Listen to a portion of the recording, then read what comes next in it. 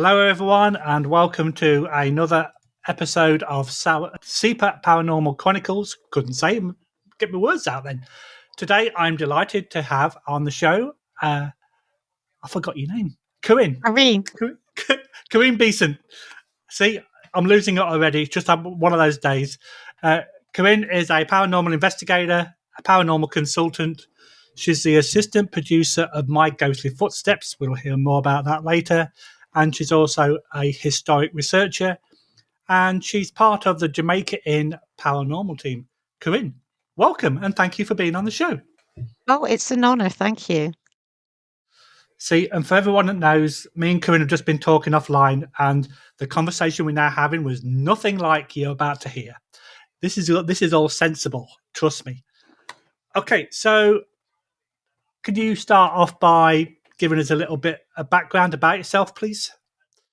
Yes, so I'm from Bristol in England, and as you will find out, I have what is left of the original Wessex accent, or as we call it now, Bristolian, much to the horror of my foreign mother, who wishes I could speak proper English. So I grew up in a house, small terrace house, modern built, as old as me. And growing up, there were a couple of strange things, but no one talked about ghosts or problems or anything like that. And it wasn't until I had my own pub in the centre of Bristol. Now, Bristol is a former medieval city, and my pub was over 300 years old and my cellar medieval. And the first 6 months of being there, I used to lock my door because strange things would happen. And I would be all alone in this very 3-story tall old inn, and keys would get thrown, the door would get kicked, and people would see a woman. But once I got used to it, it sort of left me alone and concentrated on what scaring men that it didn't like. And I lived there for over 4 years. So that was my introduction to ghosts, but in a way that I thought, oh, was just an invisible flatmate and doesn't pay rent, the little get. Yeah, the amount of times that I hear that sort of like, invisible flatmates, sort of like, if you're going to stay, pick up a mop, do some housework. Come on, if we're going to live together, let's do it amicably. Exactly. Yeah. So we're going to be talking about Jamaica Inn, and for those people that don't know, but the Jamaica Inn is absolutely renowned throughout the world. There was a novel in 1936, the film in 1939, and then more recently there's been a mini series from 2014 to 2015. So, what got you involved with the Jamaica Inn? Was a fluke, actually. So over 10 years ago, I was chatting with a lady from Cornwall, and she said the new owner, Alan Jackson, had just bought this old inn. And I think I went there about 30 something years ago. And she said, I'm looking to do a team. She said, would you like to come down? I said, yes, who wouldn't? And the owner formed his own Jamaica Inn paranormal team. And then over the course of a few months, she left. I stayed on. And it went from, having other event companies in, which it always had done, to just being exclusive to its own team. And then I found a golden opportunity of this will be the best study case in the world. For me, as a passionate investigator, it renewed my love of history. So we look at this, you think, oh, it must be a smuggler's inn. But over the years, researching, interviewing people, I interviewed a lady who was born there in the 1950s. So you have this fabulous oral history that is so important to write down before the people die off. There is so much more to this old inn that we know now wasn't built in 1750, it was built in 1776. And the history and the conspiracy theories and Daphne du Maurier what she was told by the local vicar of Altrincham called Charles Triplett, who had afternoon tea with her at the Jamaica Inn. And I've been looking into him.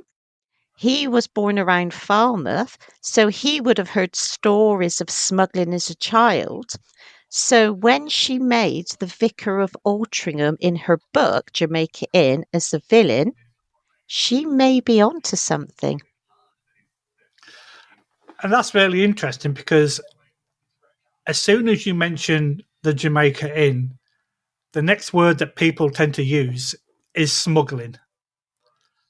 And even my wife, who's Canadian, she's heard of the movie, she's heard of the book, and she says, "Oh yeah, it's something to do with smuggling." But what would you? We can go into more detail because I do have a list of reports that I've done my homework. So, what would you say makes it a perfect location for the paranormal? Because the first reported sighting was in 1911 of a man sat on the wall outside, and locals went up to talk to him. He was dressed probably in what they call then old-fashioned clothing. He ignored them and he disappeared. So over the years, I was thinking, well, we haven't had any more sightings. And then I was contacted by a lady who, as a child in 1977, was sat in the back of her parents' car. And she said to her parents, "Why are those people ignoring that man sat on the wall there? Look how he's dressed." So it still carries on, but unless people tell us or tell other people, we don't know. And so what we've got now is a huge database of paranormal reports, genuine ones. And we want to keep that. So, perfect example, about 7 years ago, two mediums independently said about a hooded figure in room 4. Not a monk, because we all jumped to it must be a monk. It sounded more like a pilgrim, and that was the Pilgrim Trail because Cornwall was famous for it. And 5 miles down the road is a village called Temple, and it was founded by the Knights Templar. They looked after pilgrims on their way to pilgrimage at Jerusalem. So we said nothing because we keep a good 30% back because we want to have proper, consistent reports. 2 years later, a bar staff was in the cellar on his knees putting up bottles of pills. One got up from the shelf on his own and just sat in front of him. And he looked to the left, and being a Cornish lad, he said, "I saw bloody Gandolf." And that's how he described him. And that's the nickname. The hood, sometimes with and without a satchel, a sort of light white scratchy beard, a gentleman of obviously more senior age. And he just looked at him. We thought, oh, okay. 2 more years later, a young barmaid in the lower restaurant came out of the kitchen, saw Gandalf, stood by the fire. She thought someone was playing a joke, went back in, come back out. He was still there. And she thought, I'm going to get someone. Went back into the kitchen, grabbed a kitchen staff member, came out. He was gone. We thought, great, another report. And then last year, a couple in room 34, which is a new build, is only 7, 8 years old. She woke up at 2 in the morning to see Gandalf leaning over their bed, staring intently at her husband. And I said, "Oh, what did you do?" She said, "I left him to it and went back to sleep." So now you have a consistent report of something, but you imagine that time scale it's taken to have that. It doesn't mean to say that a ghost, whatever you want to call it, is there all the time. I've stayed at the Jamaica Inn. I dread to think how many times in room 5. And I would say it's only twice I've had paranormal reports. Footsteps around the bed, that sort of thing. And other times I've had nothing. Because I think people think you stay in a haunted room, you've got to have a haunted experience all the time. And it doesn't work like that. No, and that's a very good point because the team that we're with or that we have, we tell people that we can go to a alleged haunted location, and these ghosts or spirits are not performing monkeys. They're not going to Exactly. perform on command. So you may have to go back to a location 2, 3, 4, 5 times before they kind of get familiar with you and then start interacting with you as a team. Because every man and his dog can turn up and go, please make a sound, make a noise, and it's like, they're not performing monkeys, and And and that's also, what it's people kind of think. exactly, we say to the guests, wherever we go, especially at the inn, you are a guest in their house. You have to treat them with the respect they do. If they are dead people, you wouldn't like someone go into your auntie's house and say, "Knock 3 times" in a voice like that. Have a conversation. We also have something that's unique to the world is our class system. So one of the adverts we saw for Mr. Ching's worm lozenges was the son of the man who actually built the Jamaica Inn in 1798. And newspapers in those days were so graphic. And it said that James Broad, yeoman, so he had a title, he's a respected man, of the Jamaica Inn, particulars can be produced, suffered greatly with pain in his bowels and his stomach, and he took one of Mr. Ching's worm lozenges, and the following day he excised worms of various lengths from a few inches to 7 feet.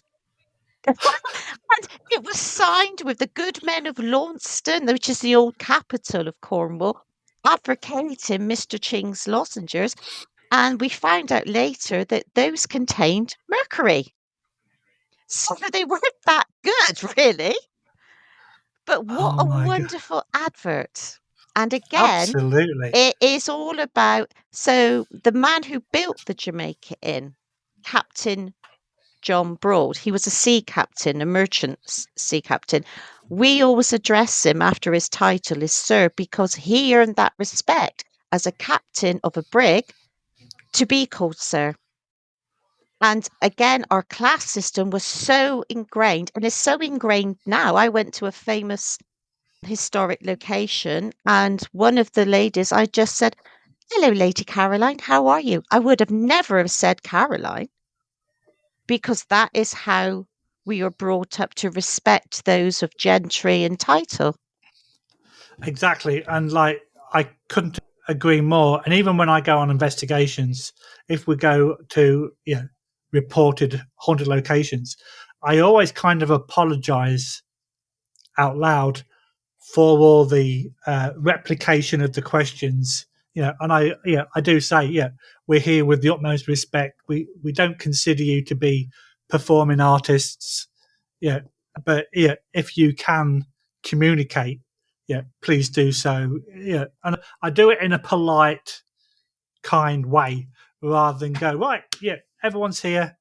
Bang on the table 3 times. Just let us know. So like, they're not performing monkeys, and that's what a lot of groups or a lot of teams kind of expect, that you walk into a house or a property and you get like interaction straight away, but that's not how it works. Perfect example. About 3, 4 years ago, I hired um, Chillingham Castle. So I hired it. We booked all the apartments to stay just for investigators, 3 days and 3 nights. Now, me, I am such a groupie for one of our King Edwards, the Longshanks. I had nothing paranormal happen to me. I didn't care. I could have licked the walls because my hero was there. Yet a colleague had the most amazing experience in the King Edward room because she has a bad leg. She said, "You do the tour. I'm going to stay here and wait for my team." So she sat in the dark 15 minutes looking at 2 mannequins dressed in sort of early medieval style clothing. 15 minutes after her team come up, she looked round. There was just 1 mannequin. So Wow. imagine that mannequin ghost thinking, well, they normally run off screaming and she's just staring at me. But it Oh, shows, Would I go back to Cheltenham? Oh my God, yes. Because it's the history that's the most important. And also, if you are going to investigate, know the history, know how people spoke going back in time. Our modern language is alien. It's like a different language. Yeah, and that's a good point again, because one thing that I never ever do is, oh, can you touch that device? Back in the 1800s, the word device was never about. It wasn't even invented. So I always prefer to say we have some toys, because everyone knows what a toy is.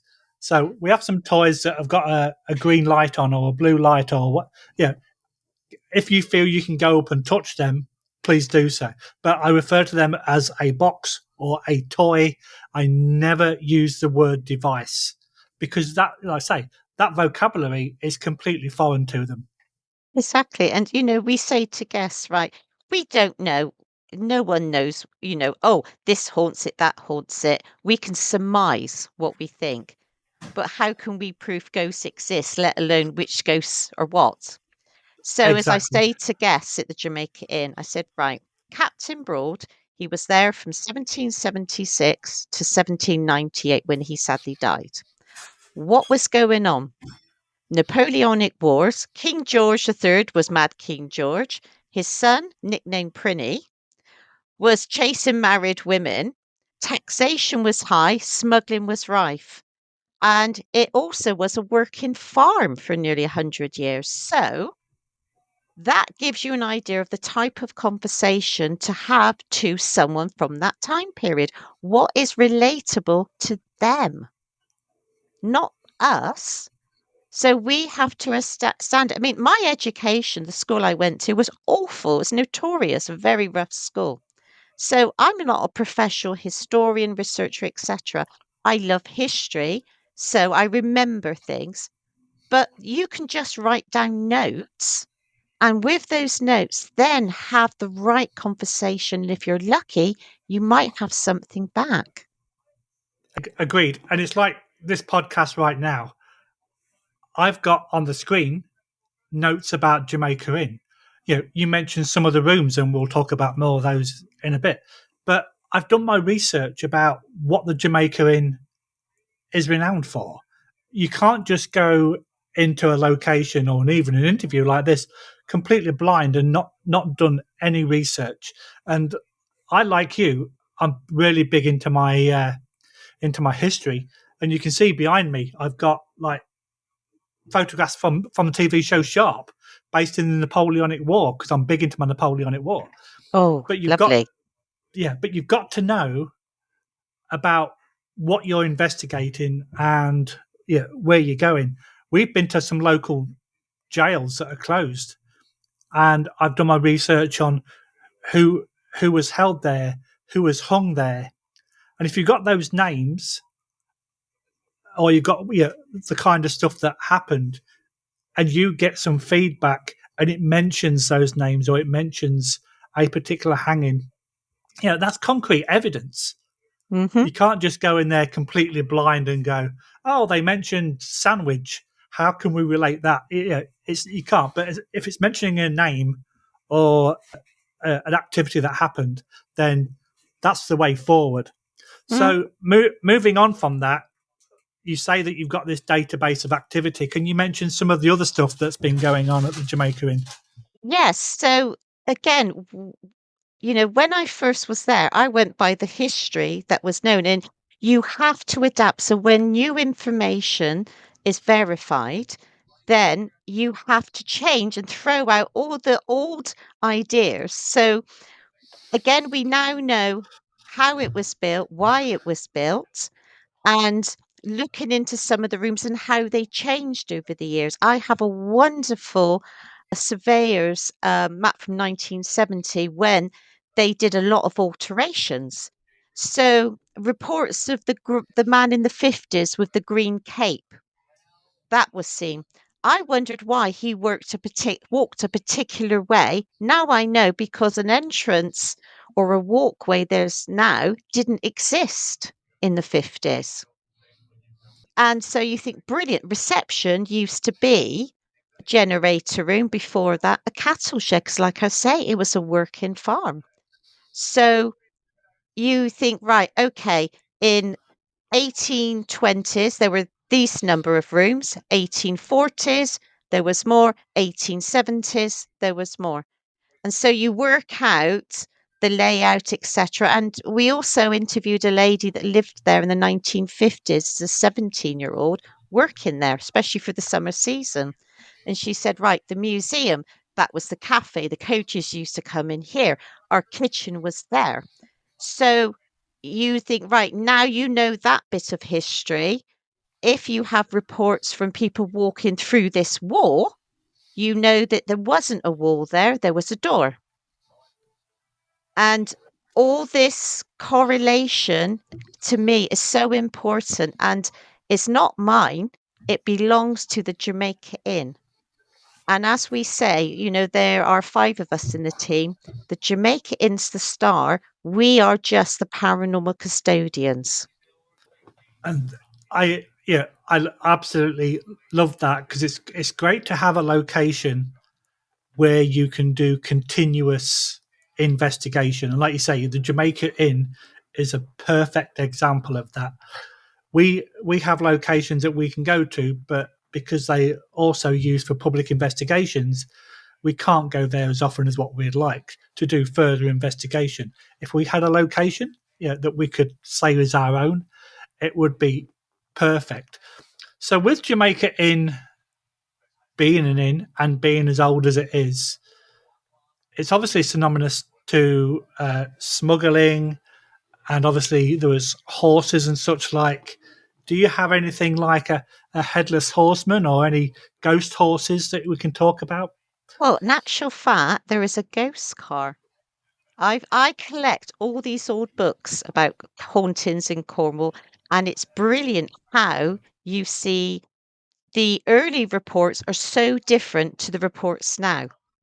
So, as representatives of the inn, we have to be careful that we don't insist on our opinion is correct and go by the actual evidence. So, like, the early days, it was the coach, the sound of a coach, and the rims. Now, some people say on the cobbles didn't were put down there, sorry, to the 1950s, so it would have been gravel and dirt. We have early reports of gravel and dirt, a man on a horse. That doesn't seem to happen now. Very, very rare. The last 2 years, we're getting more reports of barrels being moved on gravel. So, my argument is, why do things change? So, the 1950s, the landlady then, the landlady from Mr. Gross's second wife, she said to her daughter many years later that during the day, the Jamaica Inn was lovely, but she hated it when it went dark. It gave her the creeps. And the young girl's bedroom was room 5, one of the famous ones. And the only way she would sleep as a 2 or 3-year-old was to put the pet Alsatian in. So we think, oh, brilliant. And then we have a story of one night of Caroline's team, a team member sleeping in there. And like myself, they have dogs on the bed when you go to sleep. And she thought there was a dog on the bed with her. Now, not knowing the original story, does that mean dogs still sleep on that bed? Could be sort of echo from the past. I'm not saying it's a ghost dog. And also, she was saying as well that they had a pet pig. They had famous people visit the Danish Royal family when she was a 3-year-old, and she had a dolly, and one of the princesses grabbed her dolly and she shoved the princess on her ass, much to the horror of her father, the manager. And I said, well, what happened? She said, apparently the parents thought it was hilarious because obviously people don't tend to push princesses over on their backside. Now, that is a brilliant oral story, but also it's oral history. And Yeah. that is so important to write it down. Myself and Lisa, at some point, we're going to correlate it all together, but we still have more things to know. So Room 5. Everyone associates room 5 with Hannah, this girl lost at sea with her mother. It's not real. It's a story of, I don't know who made it up, but it's become a ghost, if you want to call it that, in its own right, that people leave her toys and writes letters to Hannah the ghost. But we're very honest. We know who lived there, most of who lived there. We have children there, and we can surmise the names, but can we prove it? No, of course not. Yeah, we had a location a few months ago that was renowned for smuggling back in the day. And it was the first time that a team had ever been to investigate. And we did a double Estes method. And for those people that don't know, the two people that are involved are wearing blindfolds, they're wearing headset, and they're listening to white noise. And allegedly, you can pull out words for the spirits to communicate. And we picked up a name, and then when we asked her who she was, she actually said that she was a smuggler. So Nice. the fact that there was smuggling back in the day, we only had a first name, so we don't know how she was connected to the family that owned the property. But she could have been a servant that was getting a bit of cash on the side. But the fact that we got a name and she said that she was a smuggler was like quite remarkable. The fact that we knew that there'd been smuggling in that area. Well, But going, sorry, but go on. my pub 30 years ago always had things coming through the door. I used to get my perfume from an Irish con man who had a contact in Debenhams. Clothes. All the local pubs where I live now, everyone on a Sunday would get trainers, things off the back of a lorry, etc. That is local enterprise. And local enterprise went on then. So we know that the man who built the Jamaica Inn was a sea captain. I'll make it really short because it takes too long. Before Jamaica Inn, Bolventer didn't exist. There was no building. It was just an old Roman track. So he agreed a lease. He was away at sea, and one of the leaseholders was a man called James Scarwin. He was an MP, merchant involved in going to the island of Jamaica, etc. Now, why would a stranger agree a gentleman's agreement lease? They must have known each other. And where they built it was perfect because it was inland on the route, and Captain Broad had quite a few mules. Mules were used for transportation. It was built as a farmhouse, and then within 3-4 years, they built a toll road and it then became the Jamaica Inn. Nothing to do with the Trelawney family, probably as a respect to James Scarwin or perhaps Captain Broad sailed to Jamaica. Now, you think, okay, smuggling went on, but he got married in 1783. Now, the local parish church, Altrincham, there was a curate there, not a vicar, a curate. His name was James Benito. Just a lowly curate. He married him within 2 years. This curate was in the court as a domestic chaplain, a teacher to the Prince of Wales, the future George IV. How did that happen? Where would you hide goods in plain sight? Remember, there's no tunnels where the Jamaica Inn is granite, the vicarage or the church. And his other son, Captain Broad, had the pub in Altrincham as well. So you had the passageway. Can I prove it? No.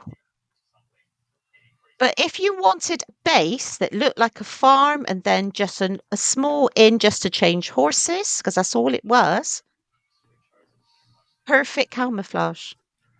That's brilliant. So you mentioned a few minutes ago about the way that the spirits seem to have changed through time. You don't see the horse and carriage anymore. So moving forward through time, I've yet to witness any ghosts that have got the baseball caps on back to front and jeans. But I do believe there's a story about during World War II with an American airman.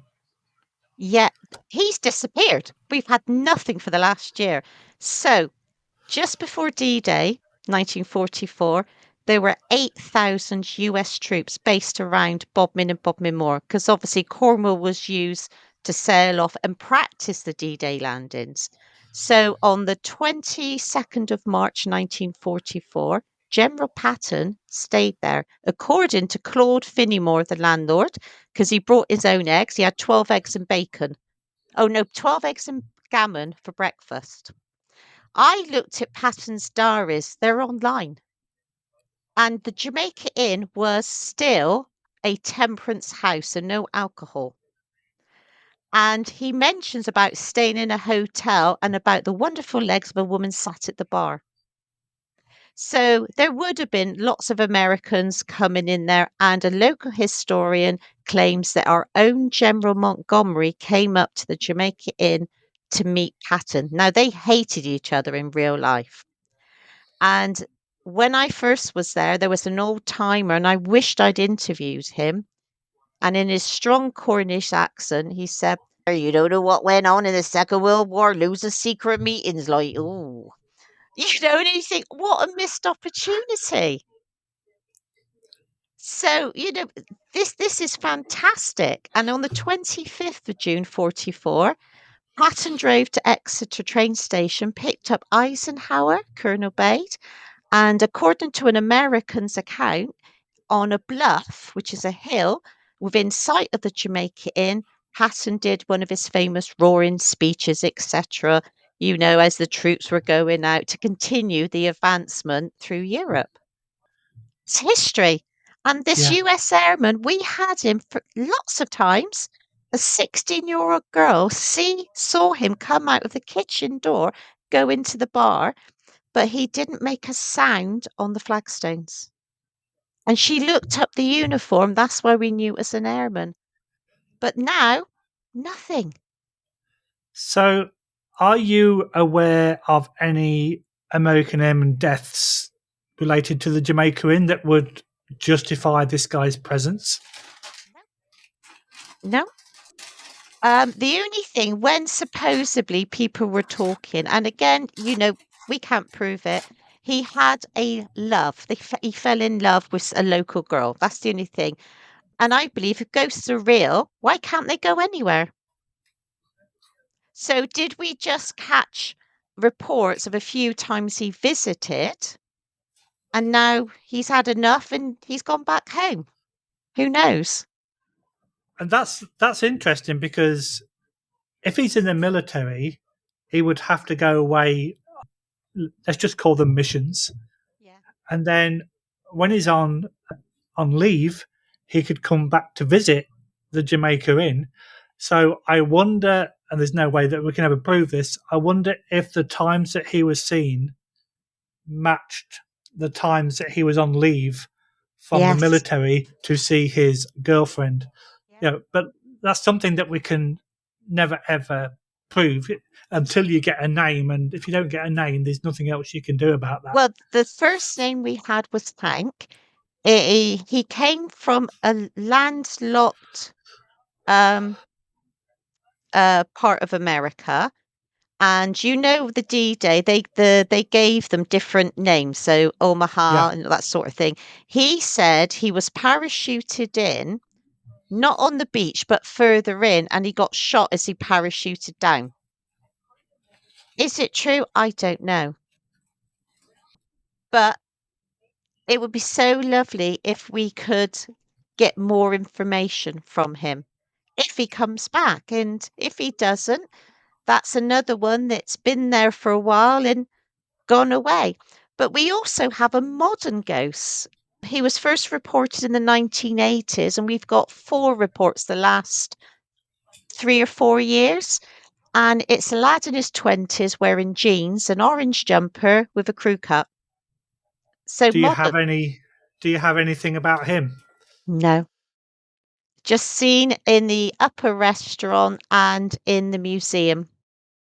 Which is really strange. But again, that might be have been a location that he drank in as a, Yeah. and that was it. You know, came back to visit to see if it's Or changed. is it like a blip in time where, I love the fascination, the reports of people walking down a road, they see a lovely cafe, when they come back, it's an old ruin. That Time time slips. slip. Yeah. I'm hopefully getting someone to talk about time slips very soon, so that'll be interesting. Oh my, So it's just fascinating. yeah. So apart from the novel, the film, and the miniseries, has there been much media interest in the Jamaica Inn? Like, have you had like professional ghost hunters come down as for TV shows or anything like that? Yeah, we get a lot. We've got another German one coming out this year, and the one that came before, lucky enough, my German auntie and my cousin watched it in Germany. Oh And wow, my mum, being of German descent, was most disgusted that I spoke English all the way through. And I said, Mum, they speak better English than me. You know, we've had Paranormal Captured, we have the big YouTubers down, but we're very, very strict on protecting the brand and the history. There's nothing evil, there's nothing demonic at the Jamaica Inn. There's a prankster, and they are technically people connected there who we have to protect their integrity. And I know everything today is about, everything's got to be evil, but why? Ghosts, why can't ghosts be fun? And our ghosts are fun there. It's the yeah, naughtiness I like. We have one that we call Jack. We don't know if he's real or not. But one year, on command on the public nights, we would send a guest, say, in the museum on their own with a walkie-talkie and a blindfold. And in the bar, we'd say, Jack, could you go and grab the right buttock of that man or that woman? And it did it about 4 times in a year. And then he stopped, got bored. And this one chap said, not only did I feel the grab, he said, I could feel the thumb digging into my thigh.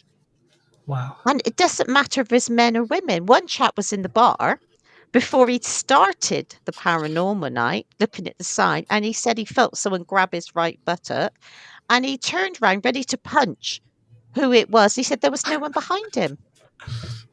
So That's weird. why can't ghosts have fun?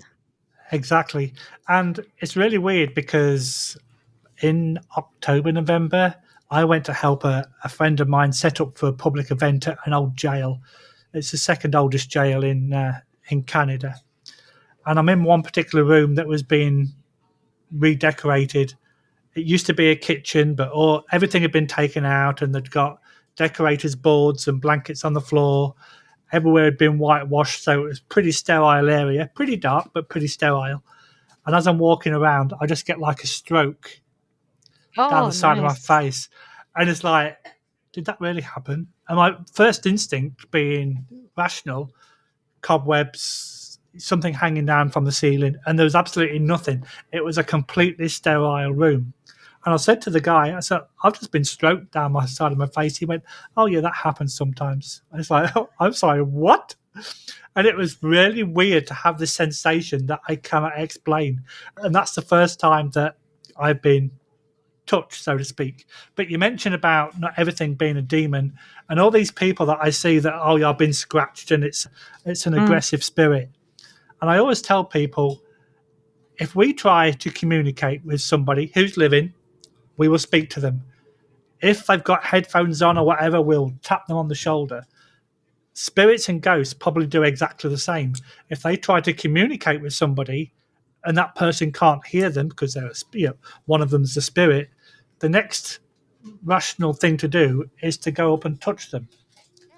And if these scratches are due to people being touched, it does not mean it's a malevolent entity. It just means that potentially it's someone just trying to get your attention. So leading on to that, have you ever had that kind of experience? Oh, do you know what? The weird thing is, though I've got more and more skeptical, I still have these amazing experiences. I've seen, I think I've added it up, 9 ghosts or shadows. So, when you're in a dark cellar There's no light source, and you see the outline of the figure. And the only way you can describe it is the black is blacker than black. It's bizarre. And one case, it was witnessed by someone else, and that was at St Breville's Castle. But I think the funniest, oh, yeah, I've been poked, I've had my ponytail pulled. But I think the two funniest ones, and that's what got me to decide a few years ago that why have ghosts got to be scary? I was at a location in Birmingham and I was walking out 3:30 in the morning and a man's voice, and I could feel the whisper, called me the rude W word and said it in such a piss take way.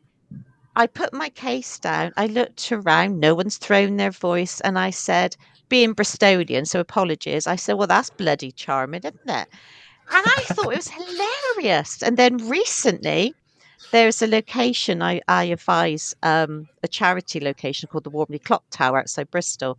And I was there with a few paranormal investigators, and I'm quite a busty person.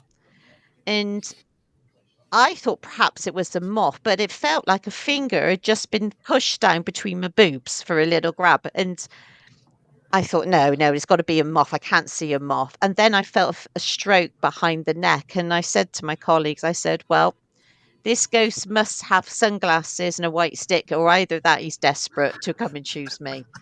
But I didn't mind at all because I get more than, I wish my husband would do that, let alone a ghost. Oh my god! So we've been talking about Jamaica Inn for this time, and we are coming towards the end. But putting aside Jamaica Inn, what's one of your favourite locations that you've investigated and why?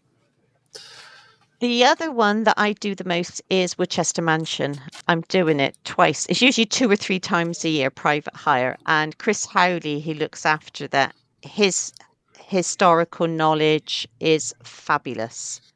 And we go there to do experiments. So one time we dressed up from different periods because obviously before Woodchester, it was a Georgian mansion or Georgian manor called Spring Park.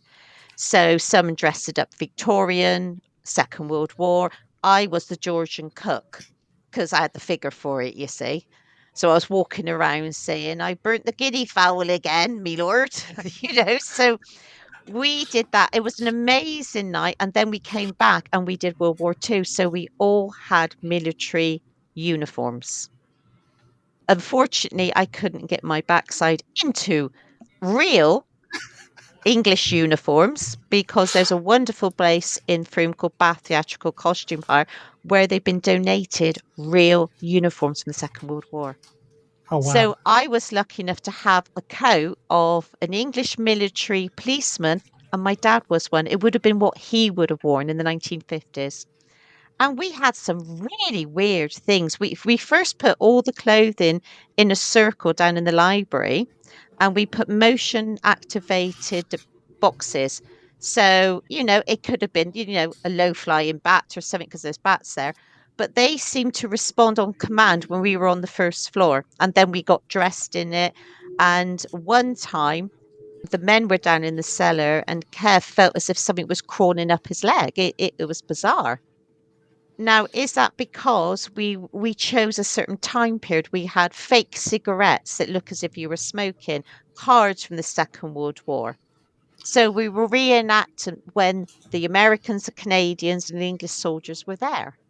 And that's my favorite experiment. And Woodchester's an amazing place. If it likes you, it plays with you. That's the only way I can describe it. Same as the Jamaica Inn. It's like they're okay, lads, here we go. Let's have some fun. That's a great story to finish with, and I can guarantee that the next time my wife and I come back to the UK, the Jamaica Inn will be on our list, and we expect a personal guided tour by yourself. That would be lovely. Okay, Corinne, it's been an absolute pleasure talking to you. Your stories have been amazing. I thoroughly enjoyed them. So I will say goodbye to now, but I'm sure we'll talk again in the very near future. Thanks very Thank much. you. Take care. Bye bye. Bye bye.